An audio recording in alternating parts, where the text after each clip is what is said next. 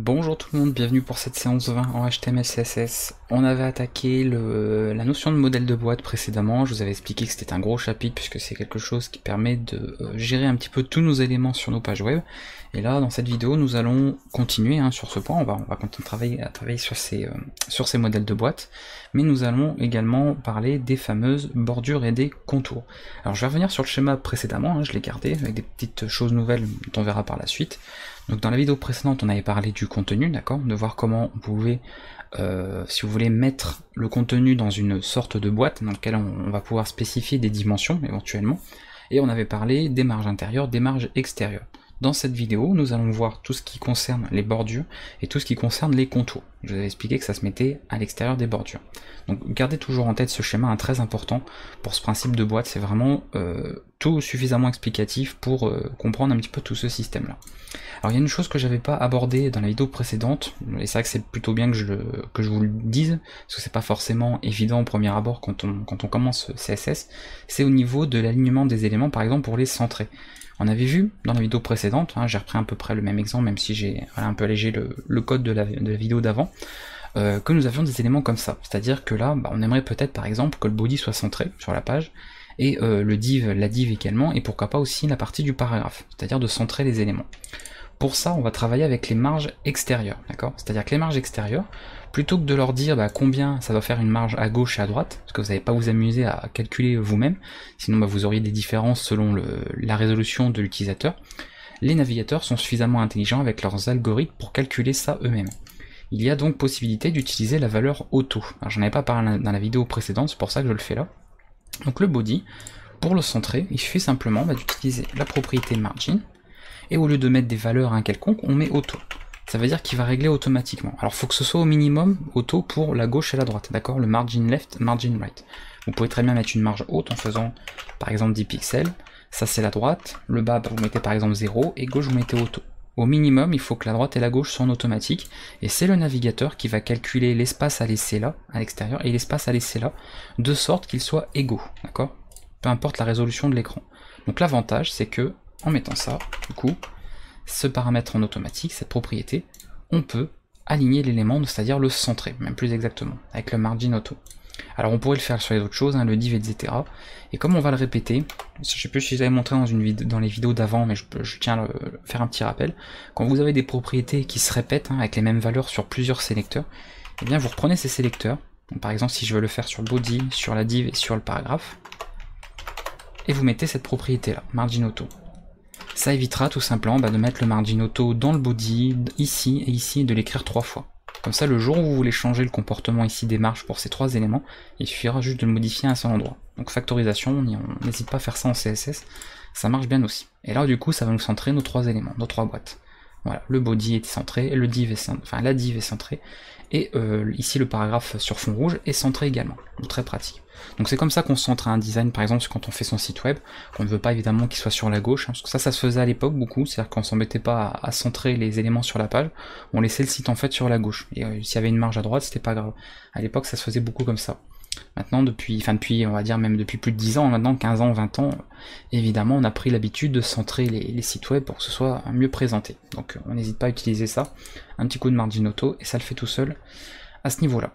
C'est pareil aussi, c'est pour ça que je passe très vite avant de vraiment continuer cette vidéo, parce que c'est des petites choses que j'aurais pu dire précédemment, au niveau de la hauteur et de la largeur, les dimensions. Vous pouvez spécifier, notamment quand vous gérez des images, de dire, je gère par exemple une hauteur automatique en fonction de la largeur. Ça permet par exemple de garder, vous savez, les proportions, c'est-à-dire d'éviter des déformations, notamment sur une image. Une image, on pourrait très bien dire, donc avec le sélecteur IMG, de dire, mes images, je veux qu'elles aient une largeur de 400 pixels par exemple. Bon, éventuellement on peut mettre une valeur, un genre max width à la place, peu importe. Et pour la hauteur, pour garder, vous savez, la proportion de l'image, c'est-à-dire pour éviter de la déformer, de faire genre aplatir un visage ou l'étendre, on peut mettre aussi le paramètre, la valeur auto. C'est-à-dire que ça, la hauteur, c'est le navigateur qui, avec son algorithme, va s'arranger pour calculer la hauteur de l'image en fonction de la largeur que nous aurons. D'accord? Donc par rapport à width égale 400 pixels, il saura comment adapter la hauteur selon l'image que vous avez mis. Parce que selon les dimensions de votre image à la base, le calcul sera différent. Voilà, donc ça c'est des petites parenthèses très rapidement en début de vidéo, mais c'est des choses à savoir. N'hésitez pas à utiliser cette valeur auto, dans certains cas elle peut vachement être utile. Et maintenant on aborde véritablement cette partie de la vidéo avec les bordures. On va commencer déjà par ça et ensuite les contours. Je vais essayer d'aller assez vite, mais comme pour la vidéo précédente il y a beaucoup d'éléments donc ça va prendre un peu de temps. Mais n'hésitez pas évidemment à mettre en pratique au fur et à mesure de ce que je vous montre en vidéo pour bien comprendre les choses. Donc la bordure, je vais revenir sur mon schéma, on va le garder ouvert. Comme on l'a expliqué, c'est ce qui va ici faire l'encadrement en fait de notre contenu, vous voyez. C'est-à-dire que ça va même entourer les marges intérieures, donc les paddings. Donc pour ça, nous allons utiliser une métapropriété, donc c'est souvent ce qu'on fait le plus, qui est border. Je vais vous les noter en commentaire aussi très rapidement, après on verra lesquels on utilise. Donc on a border, d'accord, c'est la métapropriétaire, je vais la noter comme ça entre crochets, pour dire voilà qu'elle permet de faire plusieurs éléments. Non, on va l'écrire comme ça, parce que sinon il y en a qui vont écrire les crochets quand ils vont faire du CSS et vous n'allez pas comprendre pourquoi ça ne marche pas. Voilà. Et border, elle prend 3 éléments, donc dans n'importe quel ordre. Elle prend tout simplement une épaisseur, l'épaisseur de la bordure, width. Elle prend un style, on en parlera, et une couleur. D'accord? Width, style, color. Donc c'est comme ça que du coup qu'on peut obtenir, c'est-à-dire si on ne veut pas utiliser la métapropriété border directement, on peut juste par exemple spécifier l'épaisseur en utilisant border width. Pour le style, on a border style. Donc, vous voyez, c'est très très logique hein, la manière dont CSS est fait au niveau du nommage des propriétés. Et border color. Voilà, c'est ça qu'il y a à connaître. Pour ces choses-là, au niveau des styles, alors je note beaucoup de choses, après on verra ça au niveau du CSS, on a plusieurs valeurs possibles. D'ailleurs, je vais peut-être les mettre en fait au niveau de la balise, enfin de la propriété, pardon, ici. On a bon, les fameux hein, inherit, initial, tout ce qui est non, hidden, hein, donc on va dire les valeurs qu'on peut retrouver sur un peu toutes les propriétés, comme on avait vu par exemple sur d'autres propriétés en CSS. Mais on a surtout le .id, on va voir un petit peu à quoi ça correspond. Alors, je vais mettre des barres verticales hein, pour dire que c'est l'un ou l'autre hein, des valeurs. Dashed, solid, donc c'est un très plein mais on va voir. On a double, on a attendez, est-ce que j'ai de tête groove, on verra si j'en ai oublié, hein, pour ceux qui font déjà du CSS, n'hésitez pas à me le dire dans les commentaires, mais normalement j'aurais fait le tour, parce qu'il y a un effet visuel différent, voilà, et je pense qu'on a fait le tour 3, 6, normalement ils sont tous 8, en tout cas au niveau de ceux qui ont des styles précis, voilà, et puis couleur, bon c'est comme d'habitude, hein, c'est en RGB, en hexadécimal, enfin comme on a déjà vu, ou alors le nom directement de la couleur, hein. Ça on a déjà vu dans une autre séance, donc il n'y a pas de problème, je reviens pas dessus. Voilà, donc au niveau de la bordure, moi je vais dire par exemple que pour mon div, on va appliquer une bordure de genre 5 pixels, d'accord, dans une certaine couleur, genre dans un bleu, etc. Et avec un trait plein, d'accord, donc ce sera vraiment un encadrement plein. Donc pour la div, quoique peut-être pas pour la div, on va peut-être le faire pour le body, on verra mieux, ouais, body. Donc on y va, border. Donc ça prend, comme je dis, n'importe lequel de ces éléments dans n'importe quel ordre. Donc moi je vais commencer par l'épaisseur, donc 5 pixels, un espace, ensuite solide, parce que je veux que ce soit un trait plein, et ensuite une couleur. Alors une couleur, on va se prendre une espèce de bleu, on va aller là déjà, hop, un bleu un peu, voilà, ici, un petit peu clair, et on actualise. Et voilà, on obtient cette fameuse bordure, comme vous voyez, bleu tout autour de 5 pixels. Donc si je voulais évidemment ne pas influer, enfin ne pas voilà, spécifier ces 3 éléments, j'aurais pu utiliser, voilà, comme je vous dis, la propriété border style par exemple, et border color et border width. Il aurait mis par défaut sûrement solide, ce genre de choses. Alors pour voir la différence entre les différents styles, je vais vous les tester rapidement. Donc .it ça donne ça, ce sont des points, dashed ce sont des tirets, alors c'est où ici, je vous montre assez rapidement, je vais aller vite. Voilà, c'est pour que vous voyez un grosso modo. Double, c'est un double trait en plein. Vous voyez, ça fait vraiment une sorte de cadre là. On a ensuite groove. Alors après, on va avoir des effets un petit peu on va dire des effets de perspective, des effets 3D. Donc groove, vous voyez peut-être pas bien, mais ça fait voilà un petit effet de relief, on va dire. On a ridge. Voilà, donc là ça inverse, vous voyez les couleurs. Couleur un peu claire ou autre. Et on a inset, outset. Donc là ça fait une espèce pareil d'encadré. Et avec, voilà. Donc carrément même un enfoncement. C'est comme si en fait le cadre était enfoncé dans la partie HTML là en blanc. Et là outset, c'est l'inverse en fait. On a l'impression que l'élément ressort de l'écran. Voilà. Comme si c'était une sorte de bouton. Donc ça c'est des effets possibles, d'accord, à vous de voir lequel vous intéresse. Au niveau des bordures. Voilà. Donc là, on va rester sur quelque chose de un peu plus simple. J'utilise quand même jamais ces types là. C'est du dashed way, du solid oui. Les autres c'est quand même beaucoup plus rare. Et voilà, donc du coup on peut faire des petits éléments sympas comme ça. Donc ça c'est pour la bordure. D'ailleurs body on va mettre une petite. Hop, pour éviter qu'il touche directement. Voilà, c'est beaucoup plus clair. Et div.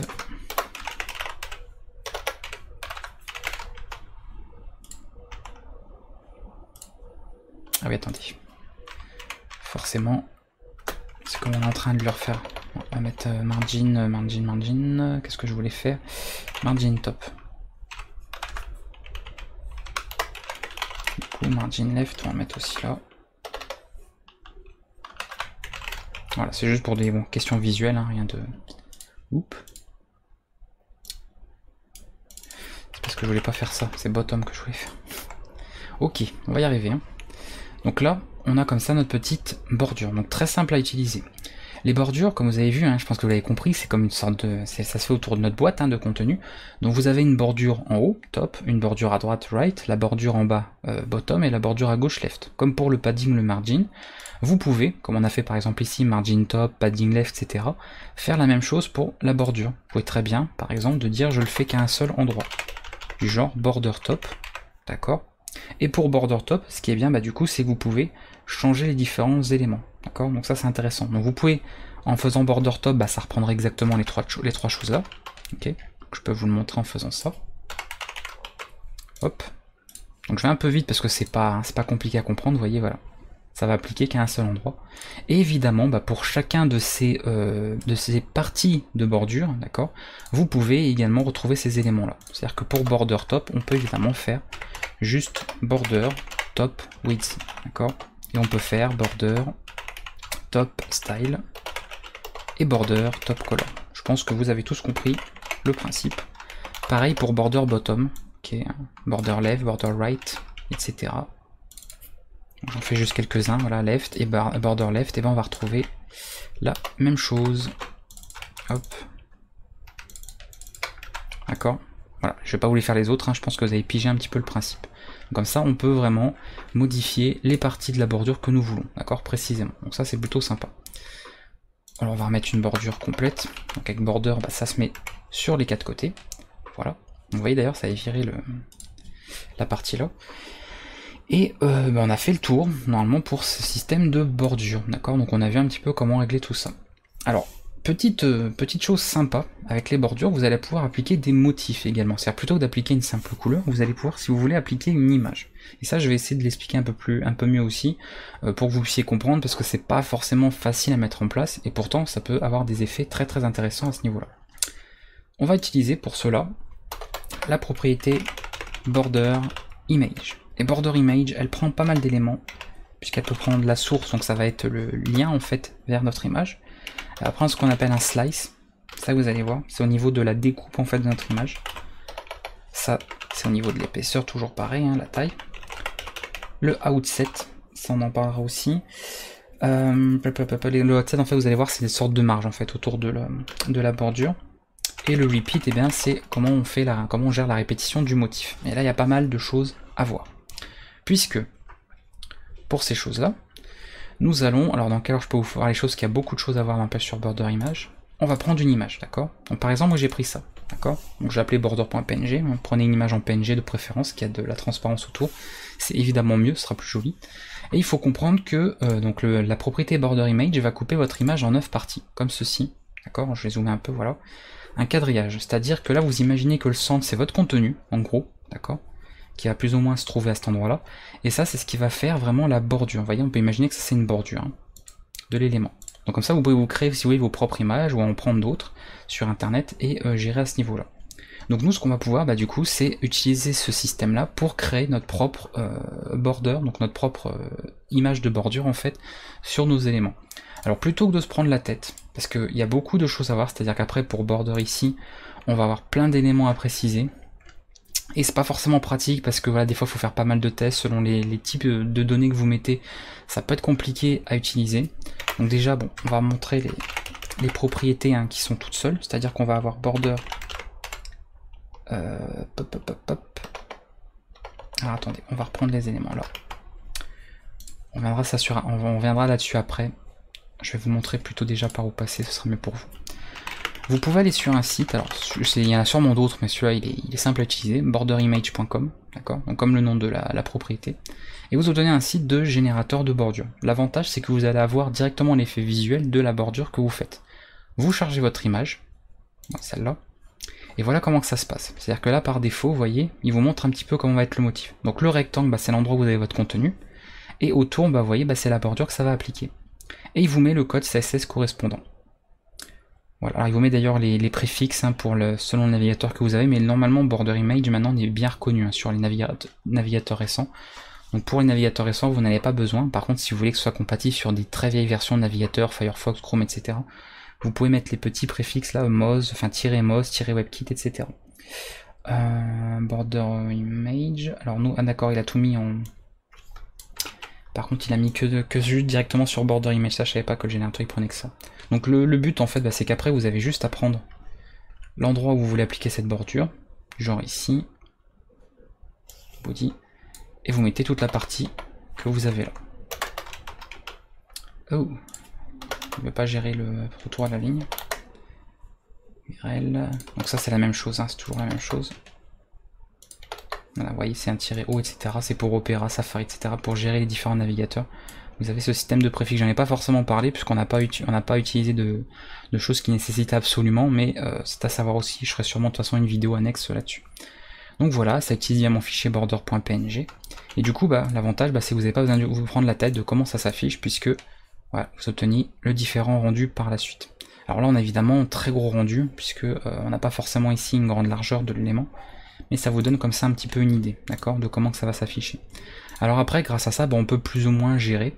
Donc ça, vous voyez, c'est les fameux offset dont je parlais. Et vous allez voir que du coup, vous voyez, ça change un petit peu le quadrillage. D'accord. Donc c'est-à-dire que ça va représenter grosso modo le centre du contenu, en fait.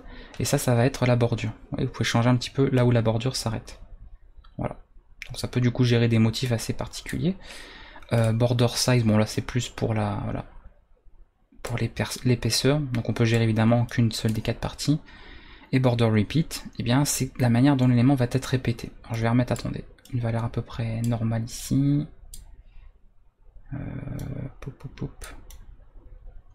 Voilà, à peu près comme ça.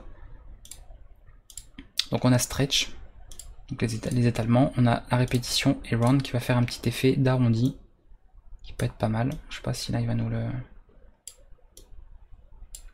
Alors voilà, donc il n'y a pas de secret, ouais, il faut essayer de tester plusieurs choses, de voir un petit peu, voir quel rendu on peut avoir. Donc c'est pour ça que c'est mieux je trouve de passer par un outil, parce que de le faire comme ça de tête, en testant les différentes valeurs, c'est un peu galère. Voilà, ça va être un peu galère pour le faire. Donc grosso modo ce qu'il y a, vous avez donc border image, d'accord, et vous allez pouvoir comme ça gérer les différentes propriétés.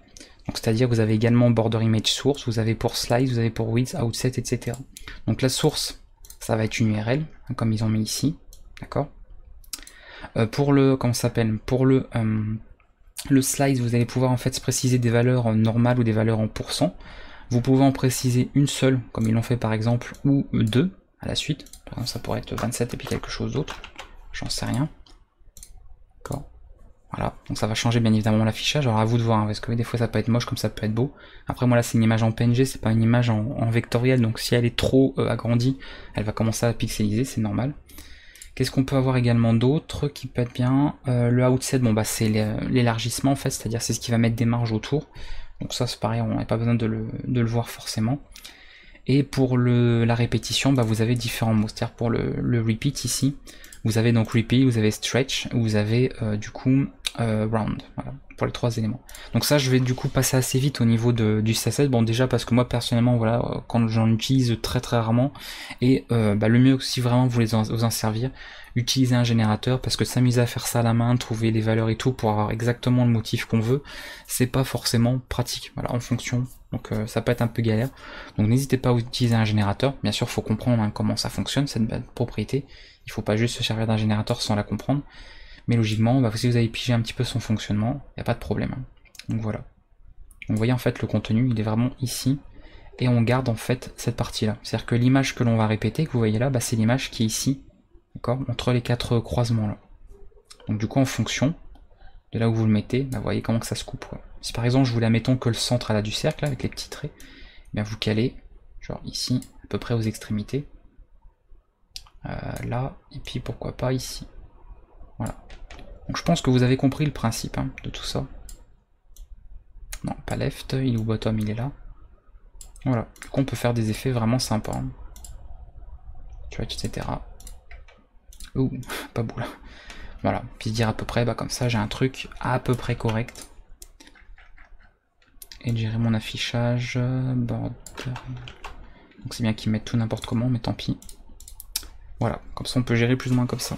Donc là c'est normal qu'ils le mettent aussi gros puisque j'ai mis ici une largeur assez grande tout ça, et comme vous avez vu mon image elle est quand même très petite. Ça c'est la taille réelle de l'image, donc évidemment bah, quand on zoome, ça pixelise. Donc c'est normal hein, si vous voyez que ça fait pas joli ici.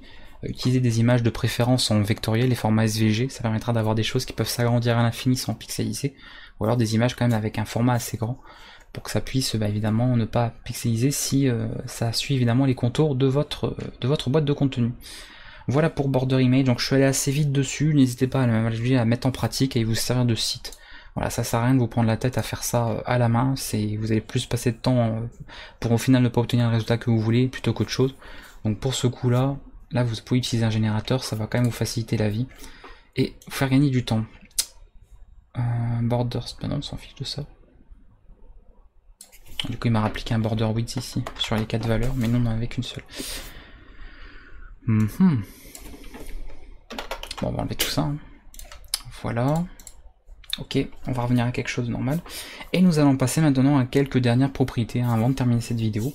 Notamment une qui est très intéressante, qui est arrivée un peu plus récemment, pour gérer des arrondis. Pour gérer des arrondis, nous allons avoir la fameuse métapropriété Border Radius. Border Radius, soit vous mettez qu'une seule valeur et ça va s'appliquer aux 4 coins ici de notre boîte, soit vous allez voir plus tard on va avoir en fait d'autres propriétés qui vont permettre de gérer que sur un seul des coins. D'accord ? Donc ça, le border radius, on va faire par exemple sur le body, vous pouvez lui mettre une valeur en pixels, par exemple 10 px, voilà le résultat. Donc vous voyez, hein, ça fait des petits arrondis, comme on peut mettre une valeur évidemment en pourcent, 35%, et là on obtient ça. Voilà. Donc ça peut du coup donner des effets assez intéressants.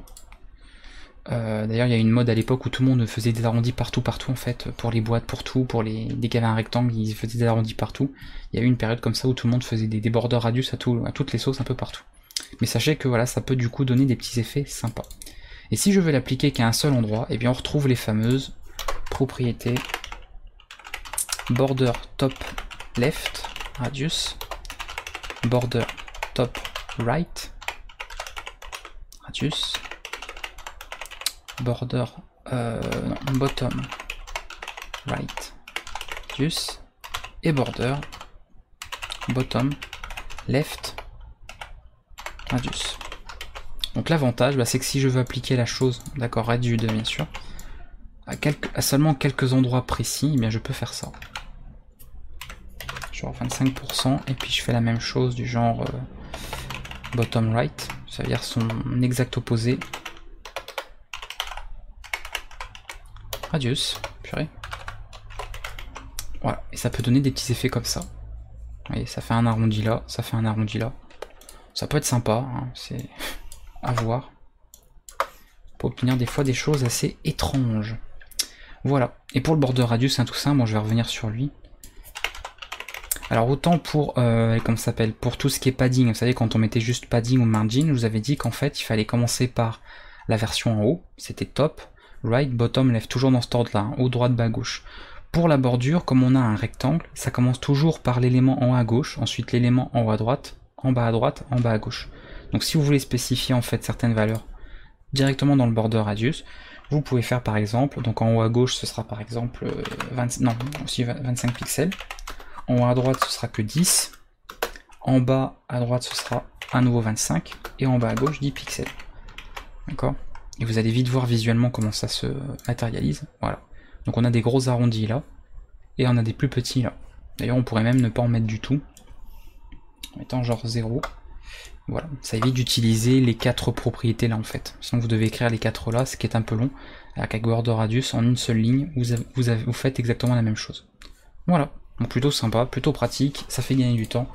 Ça ne mange pas de pain, comme diraient certains, et c'est gratuit. Donc n'hésitez pas à vous en servir, très pratique cette propriété Border Radius.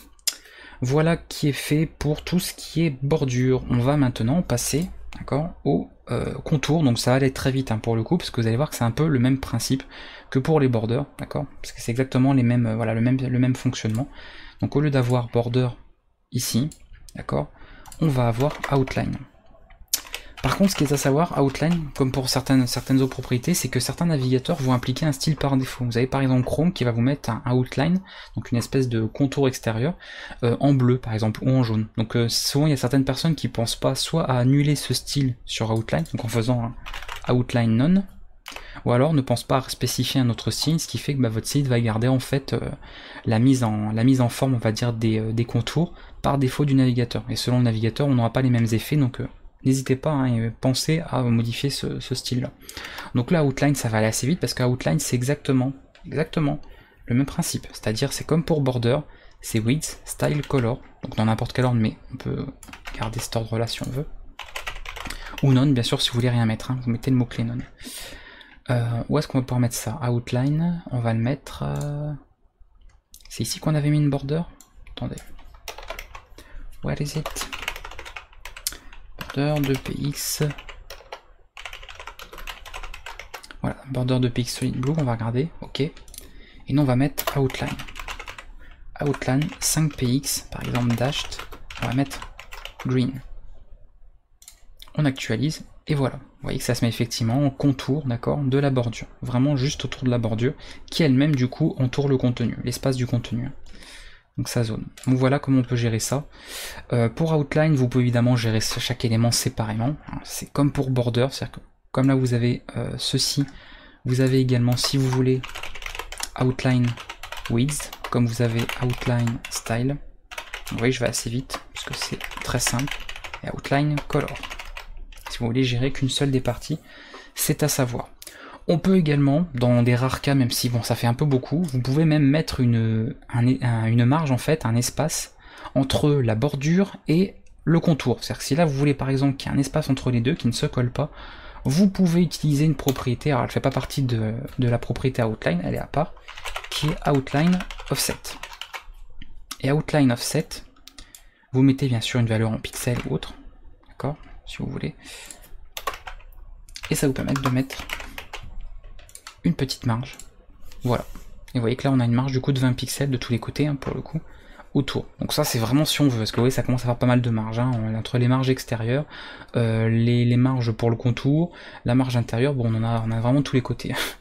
Donc évidemment utilisez en fonction de ce que vous voulez faire sur votre design.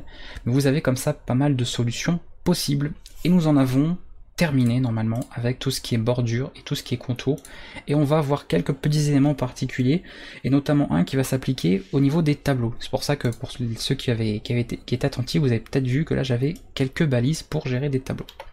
Ce n'était pas pour rien, c'était pour éviter de perdre du temps à le faire en vidéo. Donc on a un tableau, d'accord. Oula, qu'est-ce qui s'est passé? Attendez. Ah oui, c'est parce que c'est très moche. D'accord. On va virer. P. Div. Voilà. Margin auto. Parce que là on a évidemment quelque chose de pas beau. Bah oui, écoutez, on s'en fiche. Non, quoique non, parce que si on n'a pas évidemment spécifié de largeur, bah, il ne pourra pas centrer l'élément. On peut pas centrer sur quelque chose qui n'a pas de dimension fixe. En tout cas, une dimension qui a été donnée. Background color, ok.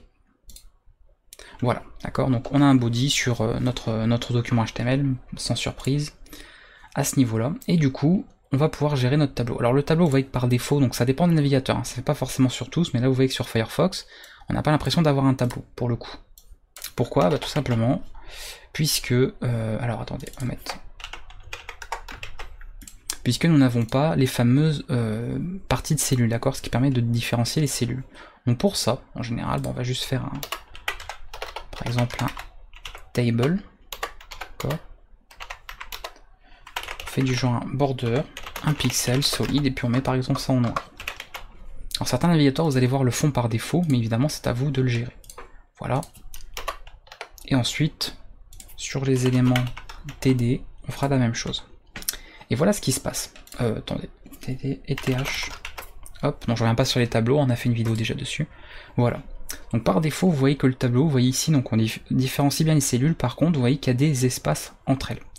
Pour éviter cet effet-là, si vous ne voulez pas évidemment cet effet-là, peut-être que vous voulez le laisser, vous avez une propriété spéciale qui va être alors, border collapse, d'accord, et qui prend deux valeurs possibles, en tout cas deux valeurs utilisées. Soit vous mettez donc separate, mais c'est le type par défaut, c'est-à-dire que ça sépare bien les choses, donc c'est tel que c'est là, d'accord. Soit vous mettez collapse et vous allez coller les cellules. Du coup l'avantage, c'est pratique, il n'y a plus qu'à faire un genre là sur notre TD, TH, hop, on fait un padding 10 pixels pour éviter que ça touche trop. Voilà, les parties de cellules, et hop. Mais ça ressemble déjà un peu plus à un tableau, hein. Ça a l'air d'être un peu mieux. Mais si jamais vous mettez, vous conservez volontairement cet espace, d'accord, sur les cellules, ok, vous avez la possibilité de choisir également l'épaisseur de ces marges-là, d'accord, de tous les espaces entre les différents éléments, avec la propriété, et c'est que celle-là qu'on terminera cette vidéo, border spacing. Voilà. Et là, hop, on peut gérer ça. Donc ça peut être pratique, selon les cas, de faire ça comme ça. D'ailleurs là, si je voulais, je pourrais dire, bah tiens, non, le TH, genre le TH, tu vas lui mettre un... Voilà, font way bold. C'était déjà le cas, bravo. C'est pas grave. En général, le navigateur l'applique automatiquement. Voilà. Et voilà, comme ça, vous voyez, vous pouvez faire gérer vraiment des styles différents, faire des espèces de cartes, n'importe quoi. C'est à vous de voir, mais en tout cas, CSS permet pas mal de choses. Donc c'est les petites propriétés que je voulais vous montrer pour cette fin de séance, qui sont quand même à connaître, qui est border collapse, et collapse fonctionne, donc enfin border spacing ensuite peut être utilisé si vous avez évidemment séparé les cellules d'un tableau. Si ça, ce n'est pas en separate, border spacing ne sera pas utile. Donc vous voyez en fonction de ce que vous voulez faire. Et voilà qui termine cette vidéo. Je crois n'avoir rien oublié. Si j'ai oublié quelque chose, c'est pas grave, parce que c'est vrai qu'en web, il y a tellement de choses entre les balises et les propriétés, que ça va très vite d'en oublier une petite dans l'eau, dans la vidéo. Mais c'est pas grave, si j'ai oublié quelque chose, comme j'avais pas forcément songé dans la vidéo précédente à parler de margin auto et d'une hauteur automatique au niveau des dimensions des boîtes, eh bien j'en parlerai dans la vidéo prochaine, donc c'est pas bien grave. J'espère en tout cas que ça vous aura permis de voir beaucoup de choses encore, pas mal à apprendre. Alors on est loin d'avoir fini avec toutes les possibilités de ce qu'on peut faire au niveau de la mise en place des contenus, des boîtes, donc tout ce qui est notamment boîte dynamique, des choses qu'on va voir par la suite. A priori pour la prochaine vidéo on va voir tout ce qui est affichage et positionnement. Pourquoi? Tout simplement parce que c'est nécessaire, c'est des choses à connaître avant de commencer à aborder les systèmes de boîtes un peu plus modernes qui sont arrivés avec les dernières versions on va dire de HTML. Donc on va déjà parler de ça, tout ce qui est affichage, positionnement, priorité des éléments, vous allez voir que c'est très important. Et ensuite je pense qu'on pourra commencer à rentrer on va dire dans la partie moderne de CSS. Là on a vu des choses qui existent quand même depuis pas mal de temps pour la majorité. Et après on va attaquer des choses qui sont un petit peu plus on va dire récemment, de manière un peu plus dynamique en tout cas, pour cette formation directement en langage CSS. Donc j'espère qu'en tout cas que ça vous plaît, que ces cours vous plaisent, que ça vous apprend beaucoup de choses, que ça vous permet, et que ça vous permettra en tout cas de produire des sites vachement riches au niveau design, graphiquement, que ça vous permettra de faire pas mal de choses. N'hésitez pas bien sûr à pratiquer un maximum, à revoir les vidéos, même les anciennes s'il y a des choses qui sont pas comprises, à avoir toujours des notes à côté, à proximité pour vous aider dans vos développements. Et n'hésitez pas, si vous voulez par exemple me montrer des designs que vous avez fait pour me demander mon avis, ou simplement parce que vous êtes content d'avoir fait votre premier design web, n'hésitez pas à me montrer ça, il n'y a pas de souci. Vous avez le Discord pour ça, vous avez les réseaux sociaux, donc ne vous en privez pas. Je vous dis à bientôt du coup pour la prochaine séance sur cette formation HTML CSS.